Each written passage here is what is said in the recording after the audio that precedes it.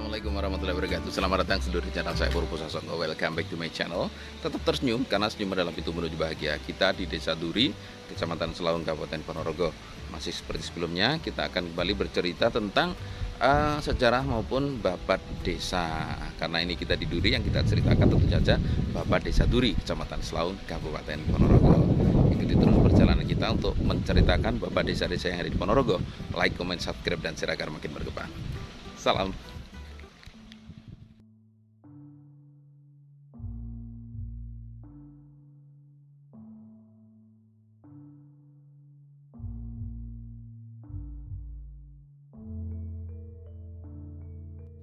Salam, sedulur.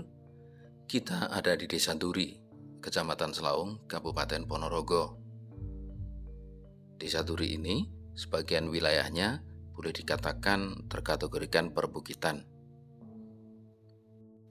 Desa Duri bisa dibilang berbatasan langsung dengan beberapa desa. Misalnya, di sisi selatan ada Desa Kambeng, kemudian juga Desa Wates. Di sisi barat ada Desa Ngiloilo. Di sisi utara berbatasan dengan Desa Janti.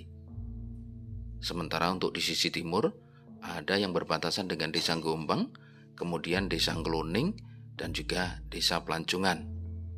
Artinya beberapa desa memang berbatasan langsung dengan desa yang berada di sisi utara wilayah Kecamatan Selaung ini.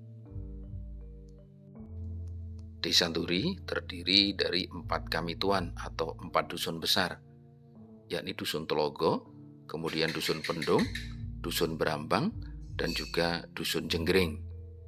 Kurang lebih 5.000 warga yang tinggal di Desa Duri ini. Sebagian besar berprofesi sebagai petani. Memang lahan pertanian di Desa Duri ini terkenal sebagai lahan pertanian yang subur. Ada yang menceritakan bahwa Desa Duri ini dulunya 2 desa yang digabungkan menjadi satu, yakni Desa Telogo dan Desa Duri sendiri. Oleh karenanya tidak mengherankan jika bengkok atau tanah garapan dari para pamong desa boleh dikatakan luasnya 2 kali lipat dibandingkan dengan desa-desa lain di wilayah Selaung maupun di wilayah Kabupaten Ponorogo. Apabila sedulur semuanya datang ke wilayah Desa Duri, atau barangkali sempat mampir ke Balai Desa Duri, di sebelah selatan Balai Desa ini ada sebuah pasar kecil. Statusnya memang pasar desa. Masyarakat kadang menyebutnya sebagai pasar kerempyeng, karena memang cuma sekerempyengan atau saat bukanya tidak terlalu lama. Nah, di selatan pasar dan juga di selatan Balai Desa ada makam yang dikenal sebagai Punden Desa.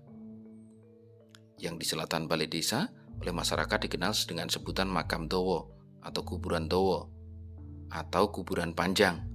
Sementara yang di selatan pasar disebut sebagai makam Mbah Jigang Joyo.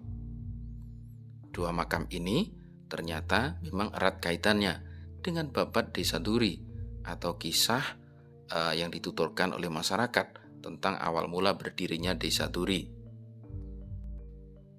Menurut naskah babat desa-desa di Ponorogo yang ditulis oleh sejarawan Ponorogo Mbah Purwowijoyo, bahwa setelah terjadinya Java Orlok atau Perang Jawa atau masyarakat menyebutnya sebagai Perang Diponegoro yang terjadi mulai tahun 1825 sampai dengan 1830, maka para pengikut Pangeran Diponegoro kemudian mengasingkan diri rata-rata ke wilayah timur atau ke wilayah Jawa Timur. Banyak pula yang disebutkan menetap di wilayah Kabupaten Ponorogo. Ini tentu saja wajar karena memang ada ikatan psikologis atau ikatan jiwa yang menarik antara para pengikut Diponegoro dengan wilayah Ponorogo. Salah satunya sama-sama menjadi pengikut atau jamaah Thorikoh Sataria. Setidaknya demikian menurut catatan yang ada.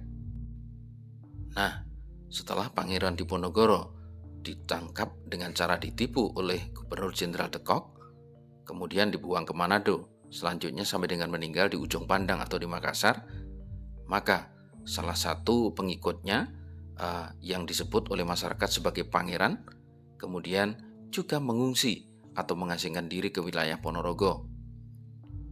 Sosok seorang pengikut di Ponorogo yang disebut sebagai pangeran ini diikuti oleh seorang penderek atau abdi. Abdi ini dikenal masyarakat dengan nama Jigang Joyo. Nah, setelah sekian lama berada di kawasan Ponorogo, pangeran bersama abdi pendereknya bernama Jigang Joyo, ternyata gerak-geriknya diketahui oleh tentara Belanda atau oleh pasukan Belanda. Kebiasaan sehari-hari sang pangeran dan pendereknya, yakni Bajigang Joyo, yang memang boleh dikatakan berbeda dengan kebiasaan masyarakat Ponorogo, apalagi masyarakat pedesaan, membuat apa yang dilakukan oleh sang pangeran menjadi sesuatu hal yang nyolowati atau mencurigakan. Tentu saja, ini dengan segera bisa diketahui oleh pasukan Belanda. Sang pangeran dan Jigang Joyo kemudian dikejar-kejar oleh pasukan Belanda hingga sampai di sebuah kaki bukit ada sebuah bangunan kosong atau gubuk kosong. Sang pangeran dan Bajigang Joyo kemudian masuk ke gubuk tersebut. Sampai sekian lama pasukan Belanda mengetahuinya. Gubuk itu kemudian dikepung. Namun anehnya, sampai dengan sekian lama waktu pengepungan, tak juga nampak tanda-tanda bahwa sang pangeran dan Jigang Joyo ada dalam gubuk tersebut. Pasukan Belanda pun kemudian menerobos masuk. Sungguh sangat mengherankan. Ternyata pangeran dan Jigang Joyo tak juga nampak dalam gubuk ini. Belanda menganggap pangeran dan Jigang Joyo benar-benar orang sakti, mampu menghilang dan kemudian tak terlacak keberadaannya. Pasukan Belanda pun kemudian undur diri meninggalkan tempat ini. Sang pangeran dan Jigang Joyo ternyata tidak menghilang, akan tetapi benar-benar bisa menyembunyikan dirinya dengan rapi. Setelah dirasa keadaan aman, sang pangeran dan Jigang Joyo kemudian keluar dari persembunyiannya. Mereka berdua kemudian memutuskan untuk membuka pemukiman baru di dekat pemukiman yang sudah ada di kawasan itu. Untuk selanjutnya, mereka berdua, yakni sang pangeran dan Bajigang Joyo, kemudian menuntun atau memberi petunjuk-petunjuk tentang kehidupan maupun tata cara mengelola lahan kepada masyarakat yang sudah ada di sekitarnya. Kawasan itu kemudian diberi nama Desa Duri. Pangeran dan Bajigang Joyo selanjutnya tinggal di kawasan ini sampai dengan beliau wafat. Dua makam itu adalah situs yang ditinggalkan oleh pangeran dan Bajigang Joyo. Ternyata sangat luar biasa.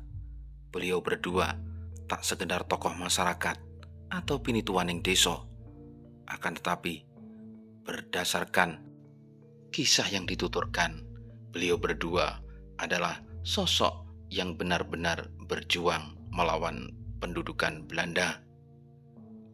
Tentunya ini sangat menginspirasi bahwa di pelosok ini jiwa-jiwa pejuang telah tertanam sejak dahulu kala. Terima kasih sudah mengikuti video ini. Semoga bermanfaat. Salam.